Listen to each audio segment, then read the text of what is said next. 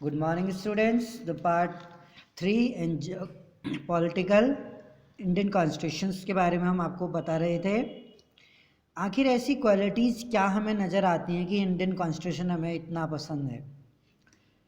जो की फीचर्स हैं इंडियन कॉन्स्टिट्यूशंस के, while reading these keep in minds, अगर हम अपने माइंड में कंसर्न करें तो हम देखते हैं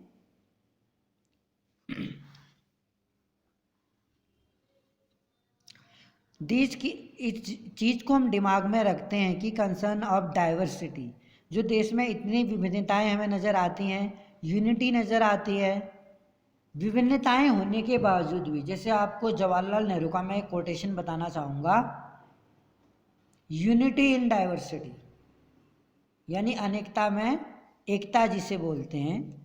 इतनी ज़्यादा डाइवर्सिटी, इतना कल्चर, इतनी भाषाएं होने के बावजूद भी इंडिया में यूनिटी देखी जाती है। सोशो इकोनॉमिक्स, सामाजिक और आर्थिक जो सुधार हैं, representation that the author of the documents were grappling with,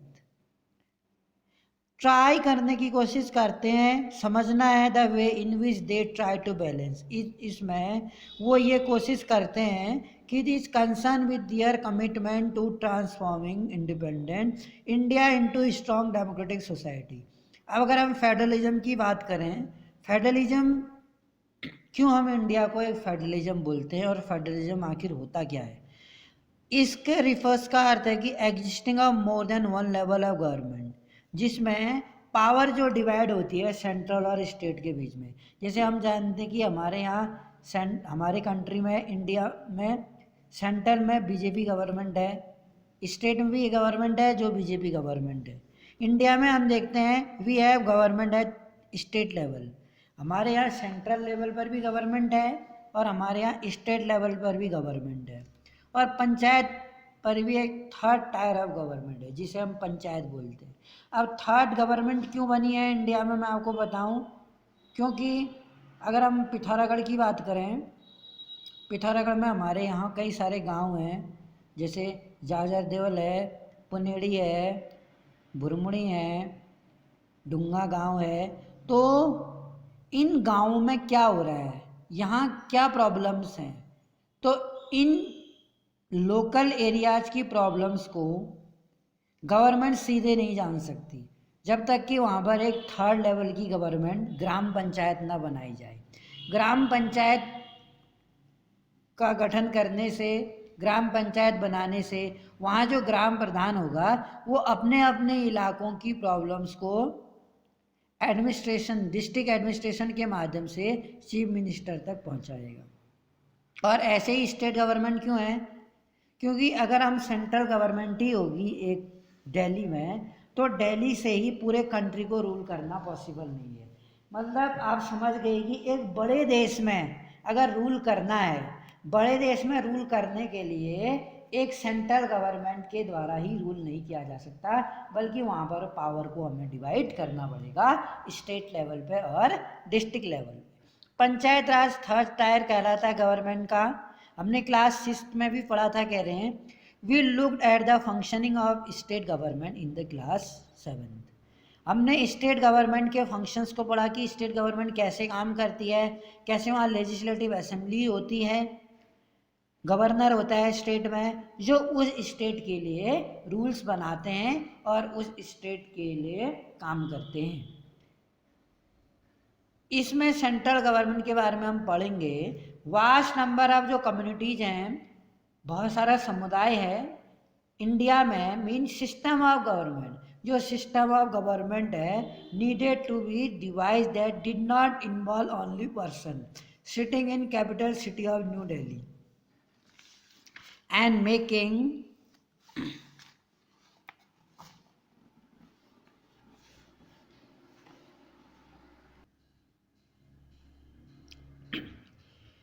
instead it was important to have another level of government. अगर हम अनदर लेवल ऑफ गवर्नमेंट देखें स्टेट की, तो decision could be made for the particular area, और particular area के लिए, और वैसे भी लोकल गांव के लोगों को उस एरिया की प्रॉब्लम्स का ज़्यादा अच्छा तरह से पता होता है। अब मुझे क्या पता पुनेड़ी के गांव के लोगों की क्या प्रॉब्लम है या वड्डा के गांव के लोगों की क्या प्रॉब्लम है, तो इसीलिए लोकल पंचायत रखी गई है, लोकल गवर्नमेंट डिसाइड की गई है, क्योंकि लोकल पीपल को अपने एरिया की प्रॉब्लम्स के बारे में ज़्यादा बेहतर तरीके से पता होता है, वो अपने एरिया का अच्छी तरह से डेवलपमेंट कर सकते हैं।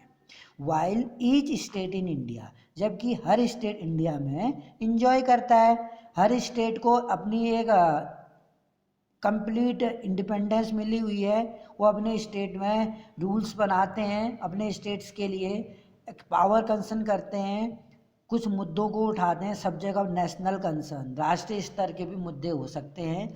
Require that all of these state, सभी स्टेट क्या करते हैं वैसे तो सेंट्रल गवर्नमेंट के रूल्स को फॉलो करना, लेकिन स्टेट की कुछ अपनी स्टेट पावर्स भी हैं। सेंट्रल गवर्नमेंट के रूल्स तो फॉलो करेगी हमारे स्टेट की गवर्नमेंट, लेकिन कुछ उसके अपने रूल्स भी हैं जो अपने यहाँ पर वो लागू करती है। The constitution contain list, constitution में ऐसी लिस्ट बनाई है, जैसे अगर हम कहें कि हमारे देश में करेंसी छापने का अधिकार, वो तो सेंट्रल गवर्नमेंट को है। रेलवे वो भी सेंट्रल गवर्नमेंट की है। पोस्ट ऑफिस वो भी सेंट्रल गवर्नमेंट की है। बैंक सेंट्रल गवर्नमेंट के हैं। जितने नवोदय सेंट्रल स्कूल है वो भी सेंट्रल गवर्नमेंट के हैं। तो आप समझ गए कि सेंट्रल गवर्नमेंट की पावर किन किन क्षेत्रों में है।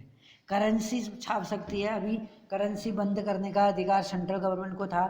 स्टेट गवर्नमेंट ये नहीं कह सकती कि हम इस करेंसी को एक्सेप्ट नहीं करेंगे या करेंसी बंद क्यों करें, क्योंकि वो उसके अधिकार नहीं है। The constitution contain list detail issue each tyre of government. हाँ, यहाँ पर जो 3 टायर हैं गवर्नमेंट के, जैसे लेजिस्लेटिव है, एग्जीक्यूटिव और लेजिस्लेटर। लेजिस्लेटिव में पार्लियामेंट आती है जो लॉ बनाती है। एग्जीक्यूटिव में प्राइम मिनिस्टर प्रेसिडेंट आते हैं और जुडिशियल में सुप्रीम कोर्ट और हाई कोर्ट आते हैं। ठीक है, लेजिस्लेटिव, एग्जीक्यूटिव और judicial. In addition, the constitution also specify where each tier of government can get the money. हर जो 3 टायर हैं गवर्नमेंट के उन्हें मनी मिलता है from for the work that it does under federalism, that state are not merely agent of federal government but draw their authority को draw कर सकता है वो कॉन्स्टिट्यूशन में ऑल पर्सन इन इंडिया। तो मैं ये कहना चाह रहा हूँ कि इस भारत में जितने इंडियन सिटीजन हैं या फॉरेनर भी हैं उनको इंडियन लॉ को मानना पड़ता है। Every citizen in our country is abide by the law of our country. वो इंडिया के लॉ से, जैसे कानून है हमें 2 हेलमेट पहन के जाना है, जब हम 2 लोग सवारी कर रहे हैं तो दोनों को हेलमेट पहनना है, 2 हेलमेट पहनना है। And policy is made by each of this level of government के द्वारा, हर लेवल जो टायर है 3 लेवल है उनके द्वारा बनाई जाती है। दूसरा क्या है, फेडरलिज्म में हमने पढ़ा कि फेडरलिज्म में पावर डिवाइड होती है सेंट्रल और स्टेट में, क्योंकि बड़े देशों में एक आदमी पूरे देश में रूल नहीं कर सकता। तो अच्छी तरह से काम को, फंक्शंस को प्रॉपरली मेंटेन करने के लिए पावर को सेंट्रल में, स्टेट में और ग्राम पंचायत में बांटी जाती है, क्योंकि ग्राम पंचायत लेवल में पावर जब डिवाइड होगी तभी लोकल पीपल को अपने एरिया की प्रॉब्लम का बेटर तरीके से पता होता है, इसलिए ग्राम पंचायत बनाई जाती है। इसीलिए स्टेट गवर्नमेंट भी बनाई जाती है कि वो अपने स्टेट को बेटर तरीके से रूल करें। सेंट्रल गवर्नमेंट के बिना स्टेट गवर्नमेंट की मदद से पूरी कंट्री में रूल नहीं कर सकती, उसे पूरी कंट्री में रूल करने के लिए काफ़ी प्रॉब्लम फेस करनी पड़ती है। इसी को फेडरलिज्म बोलते हैं, जिसमें पावर तीन सेक्टर्स में डिवाइड होती है, सेंट्रल में, स्टेट में और ग्राम पंचायत लेवल में। पार्लियामेंट्री फॉर्म है गवर्नमेंट की। अब पार्लियामेंट्री फॉर्म किसे बोलेंगे, डिफरेंट टायर्स हैं जो गवर्नमेंट की, जैसे मैंने टायर बताए थे, बता आपको, लेजिस्लेटिव, एग्जीक्यूटिव और जुडिशियल। लेजिस्लेटिव में पार्लियामेंट आते हैं और लेजिस्लेटर आते हैं जो स्टेट में होती है, विधानसभा। एग्जीक्यूटिव में प्राइम मिनिस्टर, प्रेसिडेंट आते हैं और स्टेट में कौन आता है, चीफ मिनिस्टर और गवर्नर, जो काम करवाते हैं। लेजिस्लेटर का काम है इनको चुनना जो हमारे देश के लिए काम कराएंगे, जैसे चीफ मिनिस्टर है स्टेट में, गवर्नर है या अदर कैबिनेट होती है, उनको चुनना काम है लेजिस्लेटर का और कानून बनाना। और एग्जीक्यूटिव का काम है उनको लागू करवाना। और जुडिशियल का काम है जो इन लॉ को नहीं मान रहा उनको सजा देना। जुडिशियल लॉ नहीं बनाती है, जुडिशियल मतलब हाई कोर्ट और सुप्रीम कोर्ट, इनको जुडिशियल बोलते हैं। Which are elected by government. In class 7th में जब बुक बिगेन हुई थी, आपने कांता की कहानी शायद पढ़ी होगी बेटा। Who was standing in line, जो एक लाइन में खड़ी थी वोट डालने के लिए इलेक्शन के दौरान, और वो अपनी बारी का इंतजार कर रही थी। She was waiting for her turn while she went for casting the vote in election. At the time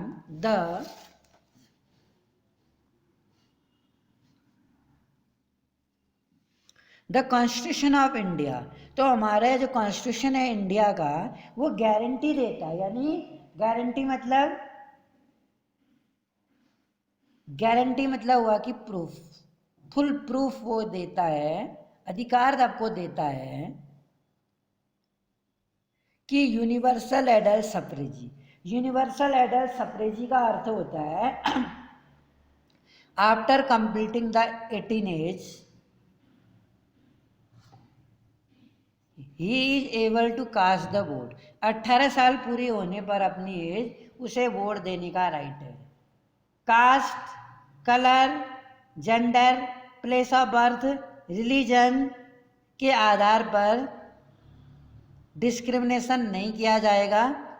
if he is a citizen of India after completing the age of 18, वो वोट दे सकता है, वो चुन सकता है government को।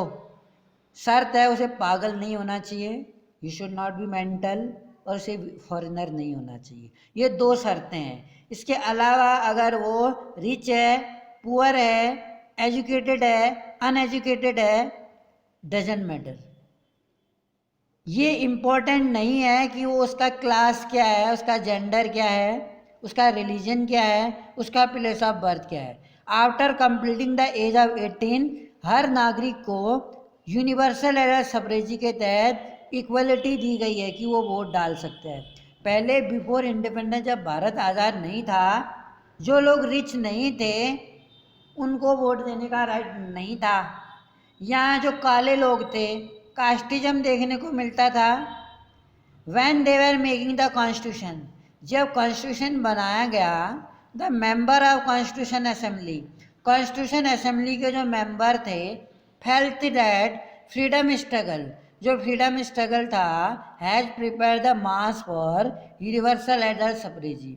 Universal adult suffrage के लिए उन्होंने स्ट्रगल किया। दिस वुड हेल्प, इससे उन्हें मदद मिली डेमोक्रेटिक माइंडसेट को इनकरेज करने के लिए, एंड ब्रेक, क्या तोड़ने के लिए, जो क्लचेज, जो बेड़ियाँ थी ट्रेडिशनल, पहले के टाइम से जो कास्टिज्म चला आ रहा था भारत में, जो क्लास रिच और पुअर का जो क्लास था, जो जेंडर हायरार्कीज थी, यानी कि मेल पर्सन वोट देते थे, वुमेन्स, न्यूजीलैंड दुनिया का ऐसा पहला देश बना जिन्होंने वुमेन को वोट देने का राइट दिया।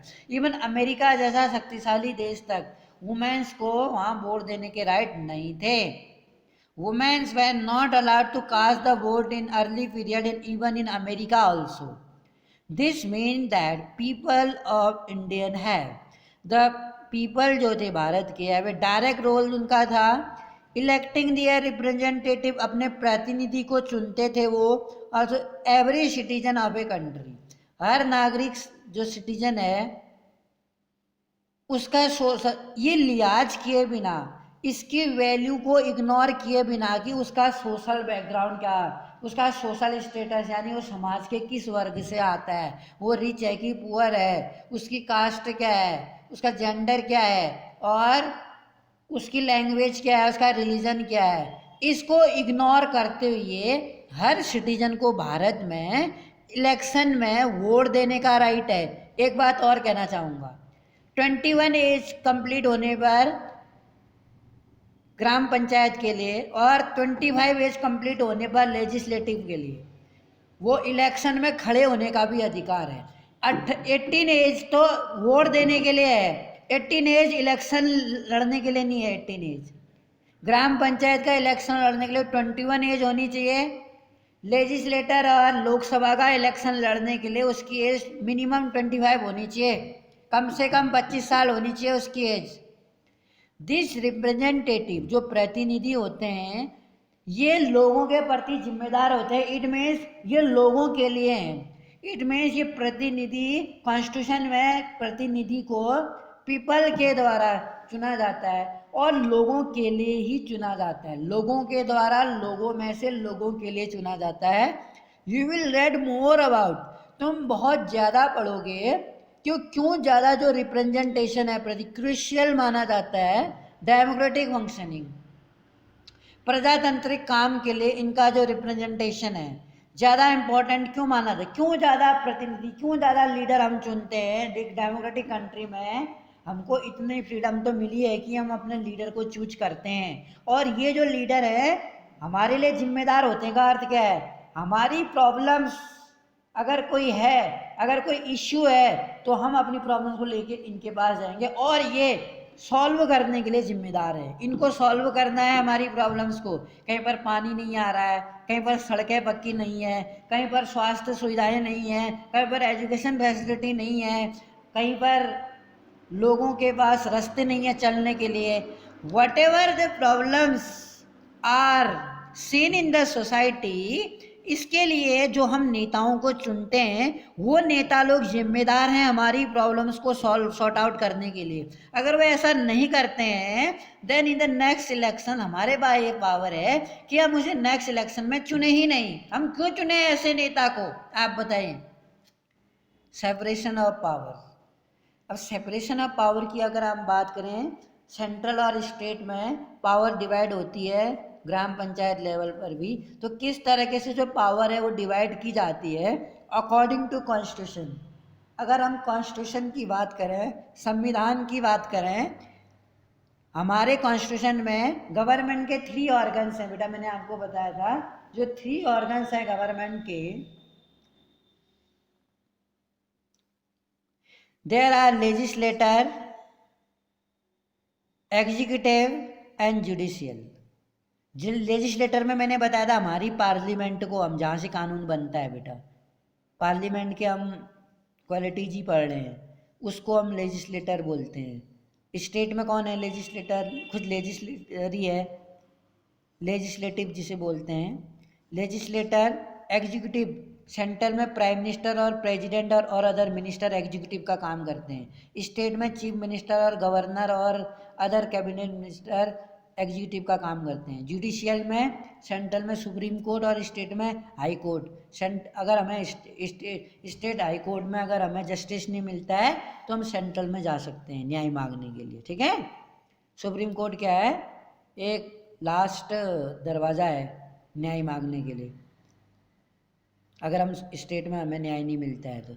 लेजिस्लेटर जो है refers to our elected representative. The executive is a smaller group of people who are responsible for implementing law. जो क्या करता है? एग्जीक्यूटिव क्या है वगैरह। हम अपने लेजिस्लेटिव क्या करते हैं? एग्जीक्यूटिव को इलेक्ट करते हैं कि कौन प्राइम मिनिस्टर बनेगा, कौन प्रेसिडेंट बनेगा। इसके बाद एग्जीक्यूटिव है क्या?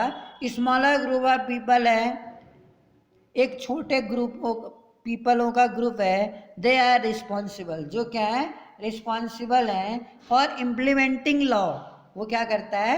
लॉ को इम्प्लीमेंट करता है, लागू करता है कानून को, और सरकार को चलाता है।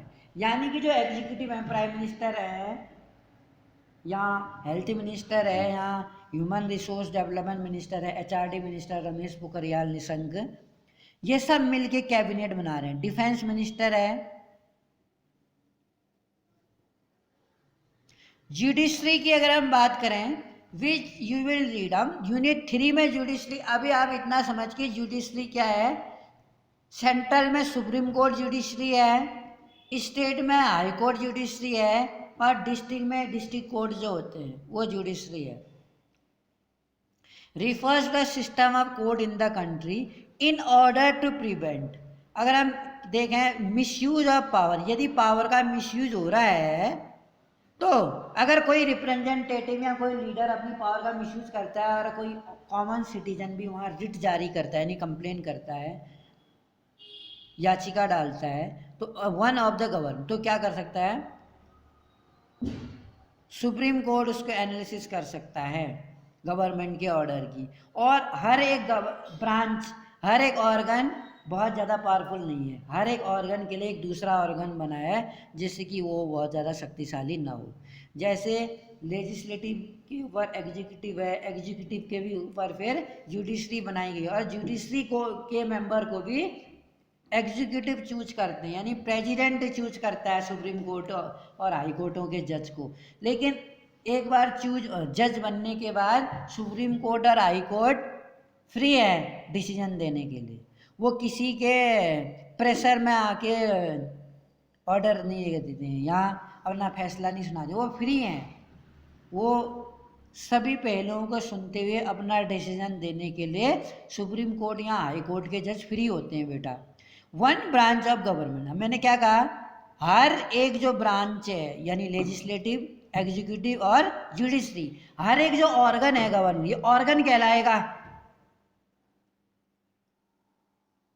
Branch government. कॉन्स्टिट्यूशन ये कहता है कि these organs should exercise different power, जो ऑर्गन्स हैं दो these each organ act as a check on other organ, हर एक ऑर्गन अदर ऑर्गन्स को चेक करता है and ensure the balance of power, और सभी जो थ्री पावर्स हैं उसको क्या करता है, इक्वली पावर को डिवाइड करता है ताकि हर एक ऑर्गन को बहुत ज़्यादा पावर। अब आपको लगता है क्या जो तीन ऑर्गन है किसी एक ऑर्गन को ज़्यादा पावर मिली है, ऐसा नहीं है। हर एक ऑर्गन को जो पावर मिली है उसको एनालिसिस करने के लिए, उस पावर का मिसयूज ना करने के लिए अगली ऑर्गन्स को उससे ज़्यादा पावर दी है। और सबसे ज़्यादा पावर तो किसी को भी नहीं मिली, मैं कहना चाहूँगा, ना प्राइम मिनिस्टर को ना प्रेसिडेंट को। सबसे बड़ा है देश का कॉन्स्टिट्यूशन, देश का कानून सबसे बड़ा है। इसीलिए बैलेंस करने के लिए पावर्स को थ्री लेवल्स पर गवर्नमेंट के जो ऑर्गन्स हैं इनको बनाया गया है। अगर हम फोर्थ में फंडामेंटल राइट्स की यहाँ पे बात करते हैं बेटा कि जो हमारे फंडामेंटल राइट्स हैं, the section on fundamental rights has often been referred as a consensus. Indian constitution जो हमारा भारतीय संविधान है, कॉलोनियल रूल जब थे, जब यहाँ पर अंग्रेजों का शासन था, ब्रिटिशर्स यहाँ पर रूल करते थे, had created certain suspicion of the state in the minds, a certain suspicion of the state in mind, यानी कि कुछ संदेह, सस्पिशन जो स्टेट के थे, स्टेट के दिमाग में, नेशनलिस्ट स्टेट रहते हैं इन माइंड में ऑफ द नेशनलिस्ट, उनके दिमाग में क्या संदेह थे, they wanted to ensure that the written right would guard, जो रिटर्न राइट्स होने चाहिए, हमारे लिखित अधिकार होनी चाहिए, would guard against the misuse of power, ताकि आज़ाद भारत बनने के बाद कोई भी पावर का मिसयूज ना करे। जो फंडामेंटल हमारे राइट्स हैं, देयरफॉर प्रोटेक्ट सिटीजन, ये सिटीजन को फंडामेंटल राइट्स, हमारे अधिकार शायद हमें दिए ही इसलिए गए हैं जिससे कि हमें प्रोटेक्शन मिले। जो रिप्रेजेंटेटिव हैं वो ऐसा लॉ ना बना दें जो सिटीजन्स के लिए प्रॉब्लम क्रिएट करता हो। इसीलिए जब कॉन्स्टिट्यूशन बनाया गया तो हमारे फंडामेंटल राइट्स भी बनाए गए। एब्सोल्यूट एक्सरसाइज ऑफ पावर, जिसमें बहुत ज़्यादा पावर का इस्तेमाल ना करे स्टेट। कॉन्स्टिट्यूशन गारंटी, जो कॉन्स्टिट्यूशन है वो गारंटी देता है, वो हमको ये भरोसा दिलाता है कि rights of individual against the states, जो हमारे इंडिविजुअल्स के राइट्स हैं अगेंस्ट द स्टेट्स के against, as well as against other individual के भी अगेंस्ट काम करते हैं। यानी कि कोई भी अदर पर्सन्स आपको एक्सप्लॉइट नहीं कर सकता। एक सिटीजन के लिए देश के जो रूल्स हैं वो इक्वली लागू होते हैं। जो रूल मेरे लिए लागू होते हैं वो रूल अगले के लिए भी लागू होते हैं। ये नहीं कि अगले के लिए अलग रूल और एक गरीब के लिए अलग रूल, ऐसा तो नहीं है। हाँ, रिच पर्सन बच जाते हैं, कानून की आंखों में धूल झोंके रिच पर्सन बच जरूर जाते हैं, लेकिन रूल तो उनके लिए भी है। The rules are equal for every citizen in our country. Moreover अगर हम बात करते हैं, वेरियस माइनॉरिटी जो कम्युनिटीज हैं also express the need for concern. जो कम्युनिटीज हैं ऑल्सो एक्सप्रेस की जाती हैं the need for constitution, constitution के लिए जो आवश्यकता है, इंक्लूड शामिल किया जाता है right that would protect their group. Constitution therefore also guarantee, जो कॉन्स्टिट्यूशन है इसलिए जो माइनॉरिटी है, जो अल्पसंख्यक है, जो मुस्लिम वर्ग है, जो संख्या में कम है, उनको माइनॉरिटी बोलते हैं। यानी आपको पता है मुस्लिम संख्या में कम है, यहाँ जैन लोग, जैन कास्ट के लोग संख्या में कम हैं, पारसी लोग संख्या में कम हैं, जितने हिंदू हैं शायद उतने नहीं हैं। गारंटी द राइट, माइनॉरिटी लोगों को गारंटी देता है कि उनके जो राइट्स हैं उनका एक्सप्लॉयटेशन अदर कम्युनिटी के द्वारा, अदर समुदाय के द्वारा इन लोगों का शोषण नहीं किया जाएगा। एज अम्बेडकर कहते हैं, has said about these fundamental rights, the object is twofold. The first objective is that every citizen must be in position. जो पहला ऑब्जेक्टिव है हर सिटीजन का इस पोजीशन में कि वो अपने राइट्स के लिए क्लेम, दावा कर सकता है कि उसे उसके राइट नहीं दिए जा रहे। अब उसके राइट थे क्या, या क्या उसके राइट है, ये हम पढ़ेंगे। Secondly, this must be binding upon with every authority that got the power to make law. उसको ये अधिकार है, अथॉरिटी है, he has an authority, he got the position, कि वो क्या कर सके, पावर, ही इसको ऐसी पावर मिली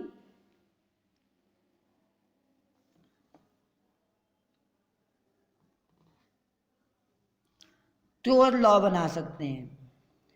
फंडामेंटल राइट्स के लिए कहा है डॉक्टर अम्बेडकर ने। एडिशनल ऑफ फंडामेंटल राइट्स की अगर हम बात करें, constitution also as section call directive principle of state policy, यानी कि जो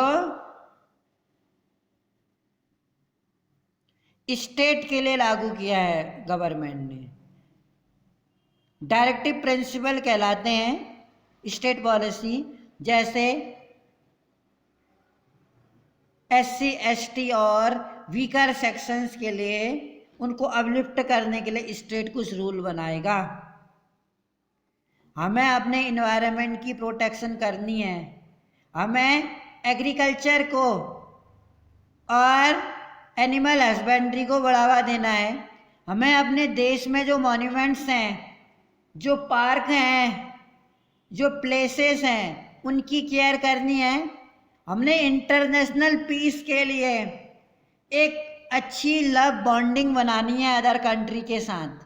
ये directive principle of state policy के अंदर आते हैं कि ग्राम पंचायत का गठन होगा, मनरेगा के तहत गांव वालों को काम मिलेगा, 100 दिनों का रोजगार मिलता है। मनरेगा स्कीम आज की डेट में हर गांव में हम देखते हैं। सेक्शंस की बात करें, guide Indian state to institute law and policies that help reduce the poverty. जो आज की डेट में हम पॉवर्टी देखते हैं, गरीबी, बहुत सारे वर्ग की, उस गरीबी को कम करने के लिए गवर्नमेंट कुछ ना कुछ स्कीम बनाए।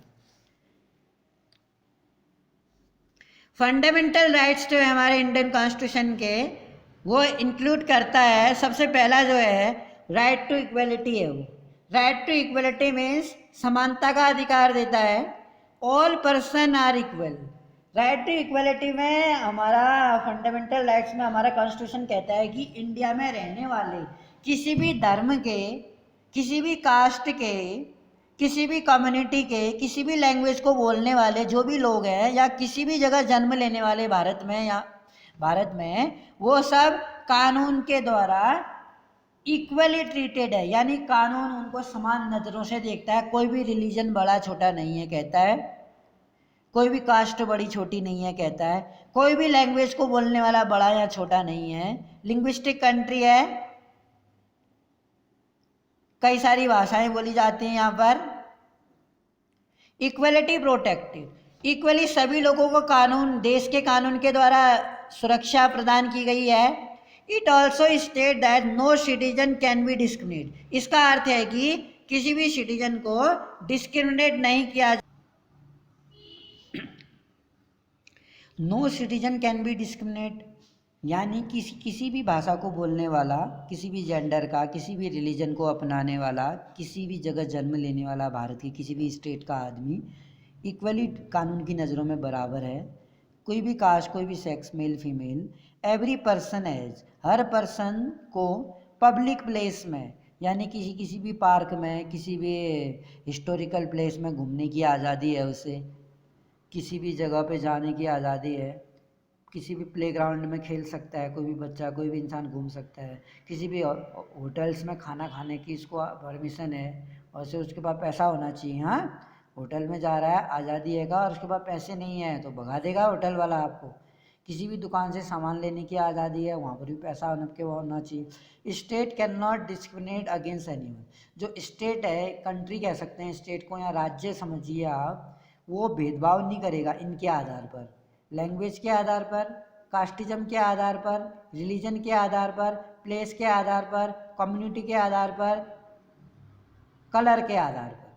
हर नागरिक देश के कानून की नज़र में बराबर हैं। सभी लोगों के लिए कानून इक्वली हैं। कानून सबको एक ही नज़रों से देखेगा और सभी वर्ग के लिए इक्वल पनिशमेंट भी है। देयर आर एक्सेप्शन, ऐसे एक्सेप्शंस भी हैं, जैसे आर्टिकल 17 हमें छुआछूत के लिए मना करता है। आर्टिकल 17 ये कहता है किसी भी आदमी को जो SC SC या OBC है, जो भी है बैकवर्ड दलित कास्ट, उसको हम किसी भी होटल में खाना खाने से, पार्क में घूमने से, सिनेमा हॉल में फिल्म देखने से, किसी भी स्कूल में पढ़ने से, मंदिर में जाने से नहीं रोक सकते। यानी कि वो दलित मनुष्य को भी उतना ही अधिकार है पार्क में घूमने का, होटल में खाने का, ट्यूबवेल से पानी पीने का, मंदिर में घूमने का, जितना कि हमें। देयर आर एक्सेप्शंस, ऐसे कई सारे एक्सेप्शन, अपवाद हमें देखने को मिलेंगे। You will read about later in this book practice of untouchability, जहाँ पर हमें छुआछूत देखने को मिलता है, जहाँ आज भी अनटचेबिलिटी पर कानून बनने के बाद भी हमको दिखती हैं। लेकिन इसीलिए ये क्या किया गया है, एबोलिश किया गया है, यानी कि रोका गया है, कानून में इसे रोका गया है।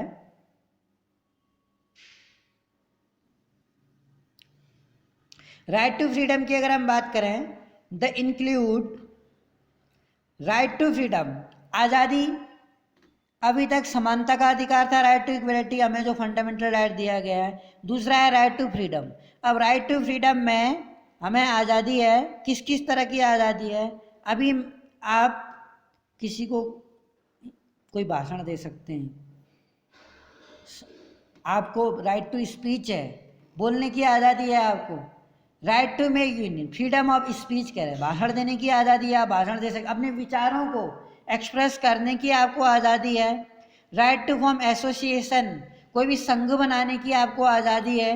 राइट टू मूव फ्रीली, देश में किसी भी भाग में घूमने की आज़ादी है। अब अभी देखो, एग्जाम्पल मैं आपको दूं, कोरोना के टाइम पर अभी तो नहीं है ना घूमने की आज़ादी, इमरजेंसी पीरियड कहलाएगा, बाहर निकलने की भी आज़ादी नहीं थी। यानी कि हमारे देश की गवर्नमेंट इमरजेंसी के टाइम पर इस तरह के रूल लागू कर सकती है, जैसे हमने कहा हमें घूमने की आज़ादी है, ठीक है ना। लेकिन इमरजेंसी के टाइम पर जब देश में आपात लग जाए, देश की कंडीशन खराब हो जाए, या देश में बाहरी मुल्क से हमारे देश में हमला हो जाए, या देश में कोई एपिडेमिक महामारी फैल जाए, तो गवर्नमेंट हमारे सिटीजन के लिए इमरजेंसी डिक्लेयर कर सकती है, जैसा कि अभी कोरोना के टाइम पर किया। राइट टू मूव फ्रीली, हम कहीं भी मूव फ्रीली कर सकते हैं। To reside any part of India, किसी भी देश में भाग में रह सकते हैं। राइट टू प्रैक्टिस, और अपना कोई भी प्रोफेशन हम चुन सकते हैं। हमें अपना कोई भी प्रोफेशन, यानी हम कोई भी दुकान डाल सकते हैं, जो हमारा स्किल है, अपने स्किल के अकॉर्डिंग हम कुछ भी काम कर सकते हैं अपनी लाइफ को चलाने के लिए। राइट्स अगेन एक्सप्लॉयटेशन, अगला ये कह रहा है हमें राइट्स अगेंस्ट एक्सप्लॉयटेशन यानी शोषण के विरुद्ध अधिकार है, हमारा कोई शोषण नहीं कर सकता है। जैसे कि पहले के टाइम पर लोगों को गुलाम बनाया जाता था, स्लेव, गुलामी प्रथा थी, पहले खरीद लेते थे इंसानों को। ह्यूमन ट्रैफिकिंग ह्यूमन ट्रैफिकिंग होती थी, यानी मानव की तस्करी होती थी, छोटे छोटे बच्चों को, महिलाओं को दूसरे देशों में ले जाके बेच देते थे। तो यहाँ ज़्यादा वर्किंग आवर, ज़्यादा काम कराते थे, कम वेजिस देते थे, यहाँ वेजिस नहीं देते थे। जो वेजिस नहीं देते थे इसको बेगार बोलते थे। बेगार मतलब ब्रिटिशर्स जब यहाँ पर आए, उन्होंने यहाँ पर हम लोगों से बेगार फ्री में काम कराया, कहा फ्री में, जहाँ पर पुल कहीं बनते थे, यहाँ सड़कें बनती थी, यहाँ टी प्लांटेशंस में चाय उगाते थे ब्रिटिशर्स, वहाँ पर फ्री में काम करना होता था, इसको बेगार बोलते थे। तो इस तरह की जो एक्टिविटीज़ थी, जैसे ह्यूमन ट्रैफिकिंग है, मानव तस्करी जिसे बोलते हैं ह्यूमन ट्रैफिकिंग, दूसरा बेगार फ्रीली काम कराना, तीसरा वर्किंग आवर बढ़ा देना किसी के, या उसको मारना पीटना किसी वर्कर को, ये सब अब अलाउड नहीं है। किसी को ट्रैफिकिंग लिखा हुआ है बेटा इसमें, फॉर लेबर को हम एम्प्लॉयमेंट, किसी बच्चे को ज़बरदस्ती काम पर, जो 14 ईयर से कम एज का है, किसी भी होटल में, ढाबे में, किसी मकान में हम काम पे नहीं रख सकते हैं। यानी कि आर्टिकल 24 ये कहता है हमारे देश का कि जो चाइल्ड लेबर है वो अपराध है, लेकिन जो टीवी में काम करते हैं वो चाइल्ड एक्टर के रूप में माने जाते हैं, उनको लेबर नहीं माना जाएगा, दे आर एक्टर, एक्टिंग करते हैं वो, इसलिए टीवी पे कर सकते हैं वो काम। लेकिन किसी भी फैक्ट्री में, ढाबे में, इंडस्ट्री में, घर में 14 ईयर से कम उम्र का बच्चा अगर काम करता है तो ये अपराध है, इट इज ए क्राइम, और उसे सजा हो सकती है जो उसे काम पे रख रहा है, या उसे कोई भी बॉय या कोई भी गर्ल अगर कोई काम करती है ऐसा। Right to freedom of religion कहता है हमें धर्म की आज़ादी है। धर्म की आज़ादी means religious freedom is provided to all citizen. Religious freedom मतलब धार्मिक जो स्वतंत्रता है, धर्म की स्वतंत्रता, हमें कोई भी धर्म को मानने का, उसको प्रचार करने का, उसको मनाने का पूरा अधिकार है, और धर्म कानून से बढ़कर नहीं है, यानी कि कानून धर्म से बढ़कर नहीं है।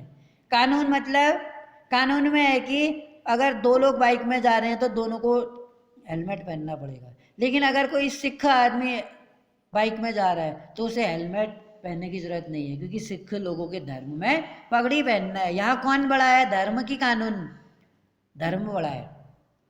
यानी कि हम किसी को उसके धर्म को मानने से नहीं रोक सकते, इसीलिए हम सिख कम्युनिटी को हेलमेट पहनने के लिए फोर्स नहीं कर सकते। आर्मी में होते हैं सिख, हम उनको बाल काटने के लिए मजबूर नहीं कर सकते। Right to practise, profess and propagate, इसमें हमें राइट टू प्रैक्टिस, किसी भी धर्म को प्रैक्टिस, मानने का, मनाने का, प्रोफेस स्वीकार करने का, प्रोपेगेट उसको प्रचार करने का अपनी मर्जी के अकॉर्डिंग पूरा अधिकार है।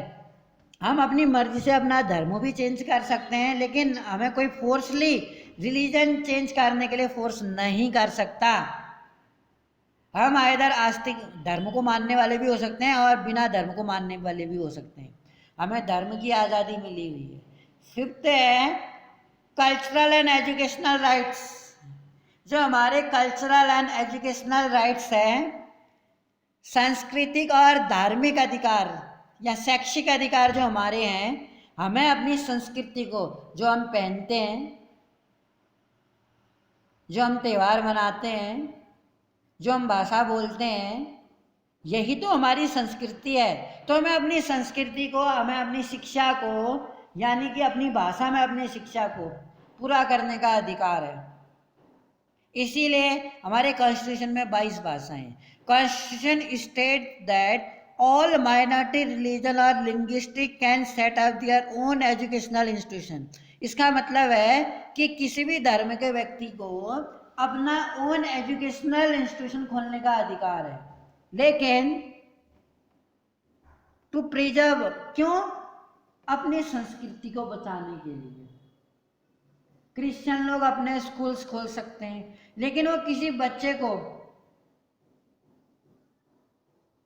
क्रिश्चियन बनने के लिए मजबूर नहीं कर सकते। एजुकेशन दी जा सकती है, एज ए स्पीच दी जा सकती है रिलीजन से रिलेटेड, लेकिन रिलीजन चेंज करने के लिए फोर्स नहीं किया जा सकता।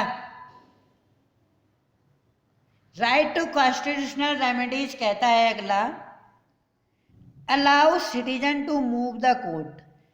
अगर हमें ये ऊपर के सारे राइट्स, राइट टू इक्वलिटी है, समानता का अधिकार हमें नहीं मिल रहा है, कानून के द्वारा रिच लोगों को ज़्यादा प्रोटेक्शन दी जा रही है, हमें प्रोटेक्शन नहीं दी जा रही है, गरीब लोगों को एक्सप्लॉयटेशन हो रहा है, या हमें फ्रीडम नहीं है, देश में हालात नॉर्मल हैं और फिर भी हमको कोई भी प्रोफेशन चुनने की आज़ादी नहीं मिल रही है, कई बार सेटल होने की आज़ादी नहीं मिल रही है, या हमारा शोषण हो रहा है, ज़बरदस्ती हमको काम पे कराया जा रहा है, हमें वेजिस नहीं, तनख्वाह नहीं दी जा रही है, तो इसके फेवर में हम सुप्रीम कोर्ट में या हाई कोर्ट में जा सकते हैं। यही राइट टू कॉन्स्टिट्यूशनल रेमेडीज में कहता है, ये सिटीजन को अलाउ करता है टू मूव द कोर्ट। इसके तहत हम कोर्ट में जा सकते हैं ये बिलीव करने के लिए कि any of their fundamental rights have been violated. अगर कोई भी फंडामेंटल राइट्स हमारा उसका अतिक्रमण होता है, उसका हनन होता है, वायलेशन होता है स्टेट के द्वारा, तो हम सुप्रीम कोर्ट या high court other supreme court में जा सकते हैं। अगला ये कहता है सेक्युलरिज्म। जो सेक्युलरिज्म है, secularism means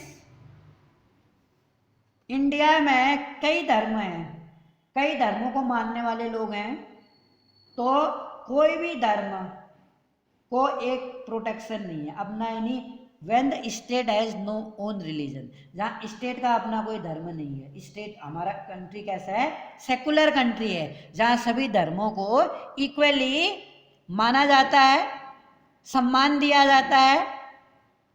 which the state does not officially, state कोई भी अपना ऑफिशियल रिलीजन, जैसे पाकिस्तान है मुस्लिम कंट्री है, वो इंडिया है हिंदू कंट्री नहीं है, सेकुलर है, जहाँ कोई भी रिलीजन स्पेशल नहीं है। ऑल रिलीजन आर इक्वल, हमें कोई भी धर्म को मानने की आज़ादी है, उसे छोड़ने की आज़ादी है, उसका प्रचार करने की आज़ादी है। यानी धर्म कानून धर्म से बड़ा नहीं है, सबसे बड़ा धर्म है।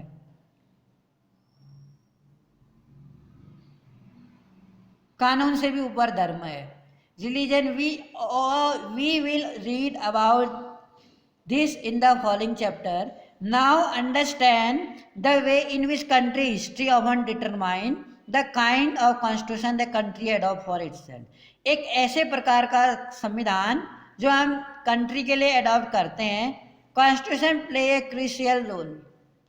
जो कॉन्स्टिट्यूशन है वो एक क्रूशियल रोल निभाता है इस आइडियल्स को कि we would like all the citizen of country, जो सभी सिटीजन ऑफ द कंट्रीज हैं, to adhere to including representative, और जो हमारे प्रतिनिधि हैं वी इलेक्ट, हम उसको इलेक्ट करते हैं। Just like in the game of football, जैसे कि फुटबॉल के गेम में हमने देखा। Constitution has been amended, constitution को अमेंड मानी सुधार किया गया। ओवर द ईयर, इस ईयर में रिफ्लेक्ट न्यू कंसर्न, इसमें नई चिंता रिफ्लेक्ट देखी गई ऑफ द पॉलिटी। और मेजर चेंजेस भी देखे गए कॉन्स्टिट्यूशन में, means changes in the fundamental nature of country. We saw, हम ये देखते हैं this in the case of Nepal के केस में हमने देखा कि किस तरीके से after the long struggle Nepal democratic बना। जब वहाँ ऑटोक्रेसी थी, राजतंत्र था, तब भी वहाँ कॉन्स्टिट्यूशन तो था, लेकिन बहुत लोगों को ये लगता था कि कॉन्स्टिट्यूशन लोगों के फेवरेबल नहीं है, लोगों के हित में नहीं है, अच्छा नहीं है वो कॉन्स्टिट्यूशन। इसीलिए नेपाल में 2015 में वो डेमोक्रेटिक बनने के बाद नया कॉन्स्टिट्यूशन बनाया गया। डिफरेंट फीचर्स इंडियन कॉन्स्टिट्यूशन के जो हम देखेंगे, हमें यहाँ चिंता करने की जरूरत नहीं है। अब आप employ complicated ideas that are often not easy to grasp, इसको ग्रैप्स करना, ग्रहण करना इतना इजी नहीं है, हमें चिंता भी नहीं करनी है too much about the four movements in the rest of the book as well as in the higher classes में हम इनके डिफरेंट फीचर कॉन्स्टिट्यूशन के पढ़ेंगे कि आखिर उनका अर्थ क्या है। आई होप आपको ये चैप्टर समझ में आया होगा। Good day for today.